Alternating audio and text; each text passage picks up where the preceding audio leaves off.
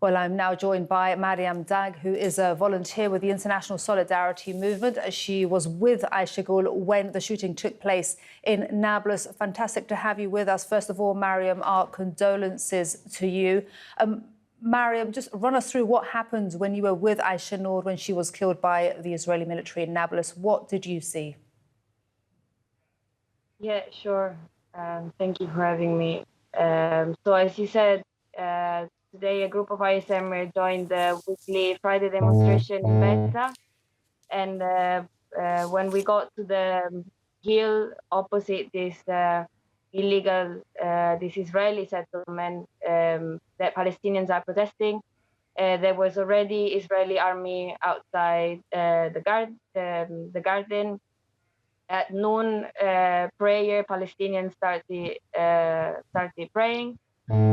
After prayers, we left the garden, we got on the street, and there was army in place waiting for people. And there were confrontations with the Palestinian youth, and the army started throwing straight away a lot of tear gas, and then they start with live ammunition. After live ammunition, we kind of dispersed and moved down below the hill. And so we were standing at the halfway on this hill on a road. The Israeli army was about 200 meters above us.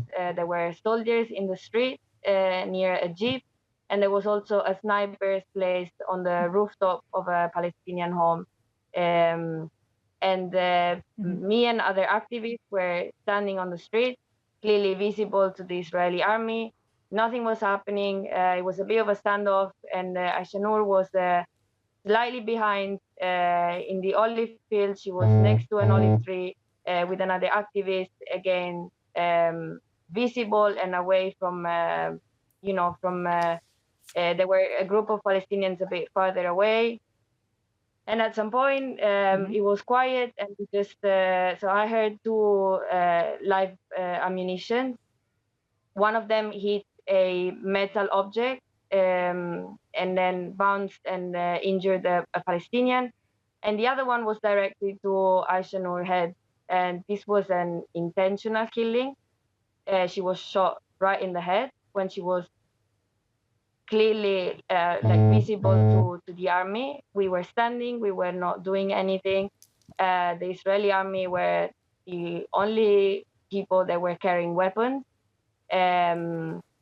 And so I heard the live ammunition. Then the other activist called me. When I turned, I saw that Aysenur was laying on the ground, unconscious.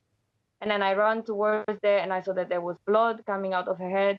I called other activists, and then we immediately shouted at the ambulance that was not far from there.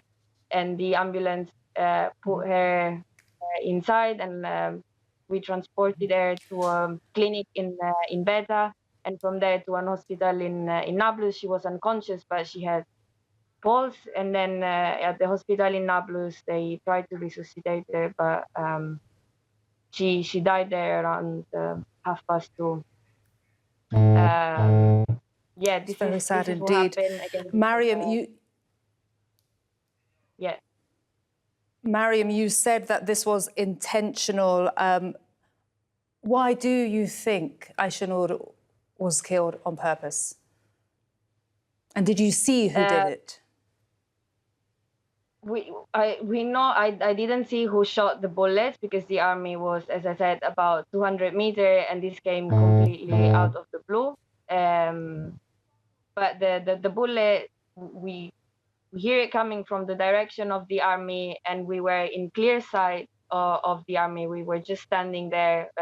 Some of us on the road. She was in the olive field, and this is a pattern that I've unfortunately seen happening in the West Bank in previous year as well, when Palestinian youth have been shot dead, either shot in the head or in the chest, intentionally from the Israeli army.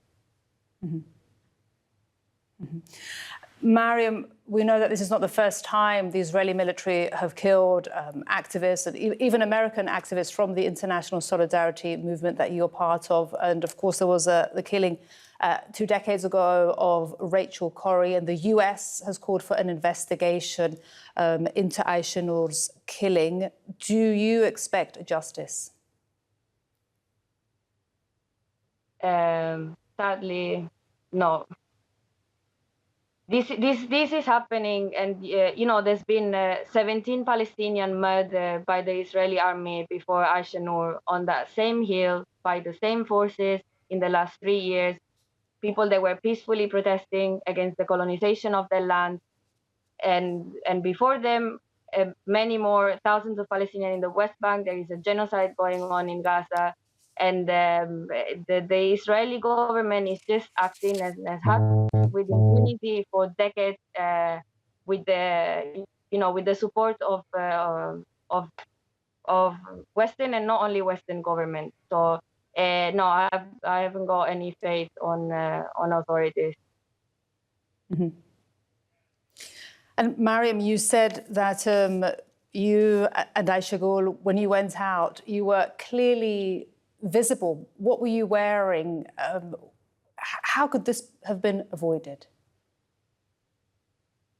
It could have been avoided if governments around the world, particularly in the West, would have taken action before and not let the Israeli government act with impunity for decades.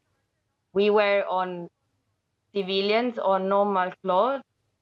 They know that there are internationals attending this demonstration. The ISM and other groups have been participating in this demonstration throughout the history of the movement, and in Beta in particular, it's been weeks that we've been going there. They shot another American in his thigh, I think a few weeks ago. They know they were there. They saw us in the street. They got snipers, and they know what they're doing. Mariam, this is a very sad day today, but just before we let you go, you were Aysenur's friend and colleague. How will you remember her as a friend and activist? Today was her first day in the field. She arrived into the West Bank on Tuesday, and we trained her in the last couple of days. And today was our first action together in the field. This morning, when we took a service to get to the demonstration, she was smiling. She was, very keen to get started with the work in the field and supporting the Palestinian popular struggle against colonization. She was praying in the garden together with the Palestinians, and she was just looking forward to the work here. And this is, of course, not possible anymore thanks to the genocidal regime and all the other government that are supporting it. Mariam, again, thank you so much for speaking to us on this very sad and difficult day. Our condolences again. Mariam Dag, a volunteer with the International Solidarity Movement, who was with Ayşegul when she was shot in Nablus. Thank you so much.